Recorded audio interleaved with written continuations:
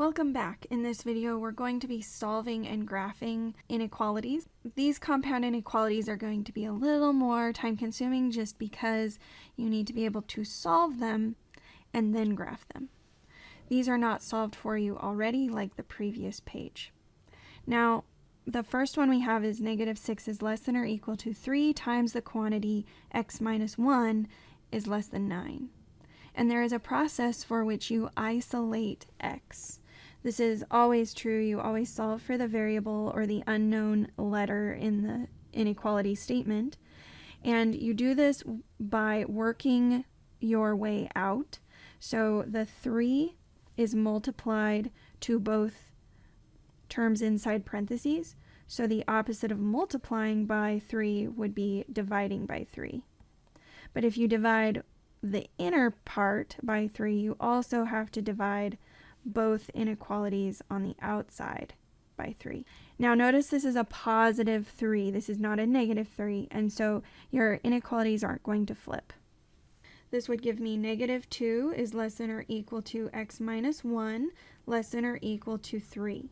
Now I need to add 1 to all 3 parts so that I have x all by itself.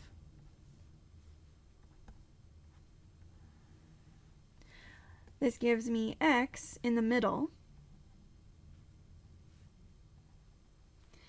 and x is now between -1 and 4. If we wanted to graph the solution, we have -1 on the smaller side and 4 on the larger side, and x is between those two boundaries. And so our intervals are from -1 to 4, those would be brackets, and we would include everything in between. This would give us interval notation of open bracket -1 comma 4 close bracket.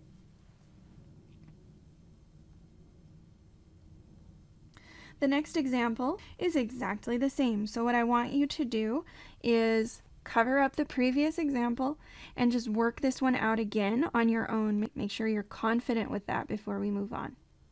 Go ahead and pause the video and I'll see you in a minute. Welcome back.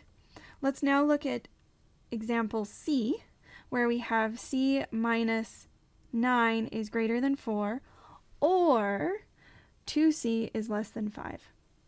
Let's go ahead and solve for C. We have -9 on both sides, so we're going to add 9 to both sides. This gives me C is greater than 13, or, and now I need to divide the 2 away from the C, and this gives me C is less than 5/2. Let's go ahead and graph this. And I'm going to let this over here be 0 just for scale. So 5/2 is the same as 2.5. And that would be somewhere here, we'll say, is 5/2. And way over here is 13. Now I need to figure out which direction these things are pointing. So C is greater than 13. So that means a parenthesis opening to the right. And the other side is C is less than 5/2. So that would be a closed parenthesis or a parenthesis opening to the left. This is an or inequality or a union, and so we can write the interval for which this is true from -∞ to 5/2 close parenthesis, union, because there's a gap, open paren 13 comma infinity close parenthesis. Now let's look at solving D. We have 2t minus 1 is less than or equal to 3, or 11 minus 4t is less than -17. I'm going to solve for t in both of them. I'll add 1 to both sides. This would give me 2t is less than or equal to 4. Then I'll divide both sides by 2, and I get t is less than or equal to 2. Now I will subtract 11 from both sides of the other inequality. This gives me negative 4t is less than negative 28. Then I will divide both sides by negative 4. Don't forget that when you divide by a negative, you will get your inequality swapping direction. So that gives you t is greater than, and a negative divided by a negative is a positive. So t is greater than 7. We'll go ahead and graph this. T is less than or equal to 2. So we'll make this a bracket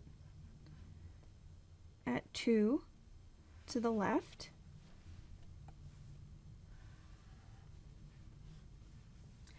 We'll also take t greater than 7. So we'll make this a parenthesis opening to the right at 7. There is no overlap, but that's okay because we are using a union. A union allows you to have two separate pieces. So we'll write this interval as negative infinity to 2, close bracket, union, open parenthesis, 7 to infinity, close parenthesis. Take a minute to try this on your own with example E. This may be a little overwhelming at first, so I don't want to discount that. Pause the video, try E on your own, make sure it matches, and then come back and we'll start on part F. Welcome back. We're going to start on F, which is a 3-part, also known as a tripartite inequality, and this is 1 is less than 25 minus 6a, less than or equal to 7. We need to isolate the a in this scenario, so we're going to go through a process of doing the same thing to all 3 parts. My first step is to subtract 25 from all 3 pieces. This gives me negative 24 is less than negative 6a, less than or equal to, and 7 minus 25 is negative 18. From here, we need to isolate a, and negative 6 is multiplied to a. So the opposite of multiplying is dividing. When we divide by a negative, we have to flip the signs on the inequalities. So I'll go ahead and highlight those just to remind myself that I need to flip them over. And so I'll be left with 4 is greater than, a is greater than or equal to 3. Now, double check, is 4 greater than 3? Yeah, it is. You could also rewrite this as 3 is less than or equal to a is less than 4. These two are equal to each other.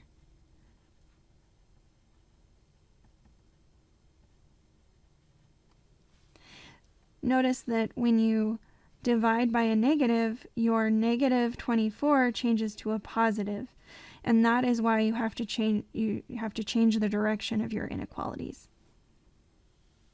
Let's go ahead and graph the solution. We have a is between 3 and 4. So let's go ahead and put marks at 3, put marks at 4. Notice that 3 is to the left of 4 on the number line. A is between these two numbers. We have to figure out what our end points will be like. And just for fun, let's go ahead and either use a closed dot or an open dot in this particular one, just to remember the notation. On the left, I would have a closed dot. On the right, I would have an open dot. And so the interval is open bracket 3, comma, 4, close parenthesis.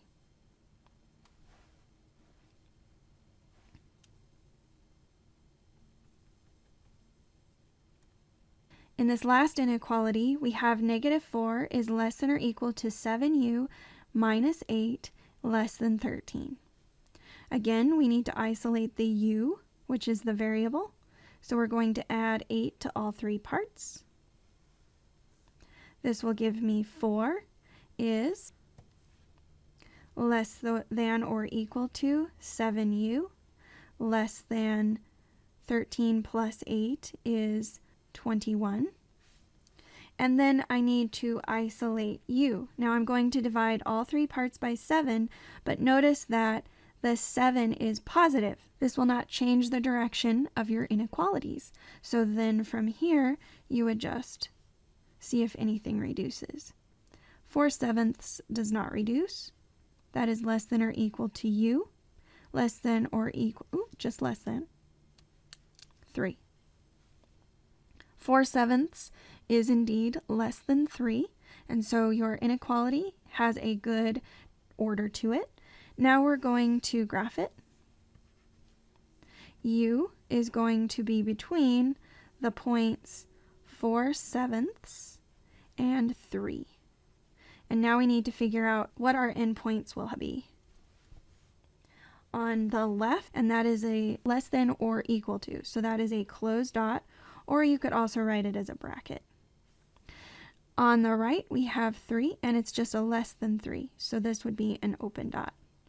And so our interval notation for this would be open bracket 4/7, comma 3, close parenthesis.